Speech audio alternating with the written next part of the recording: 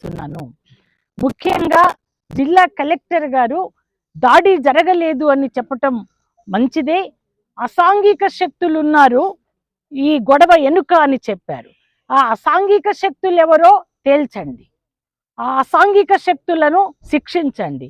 కానీ ఆ పేరుతో అమాయక గిరిజన, దళిత, ఇతర నిరుపేద రైతులను అరెస్ట్ చేయటము, వాళ్ళని బెదరగొట్టటము అన్నది కరెక్ట్ కాదు.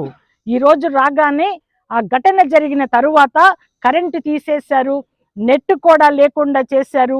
కొంచెం ఇళ్లల్లో జ్వరబడి అరెస్ట్ చేసేటప్పుడు కూడా కొంచెం పోలీసు ప్రవర్తించాల్సిన పద్ధతులలో లేకుండా ప్రవర్తించారు అని పాపం మహిళలు వాపోతున్నారు. ఆ రకంగా కాకుండా ఎవరైతే బాధ్యులో వాళ్లకు సంబంధించే పోలీసు చర్య ఉంటే బాగుండేది.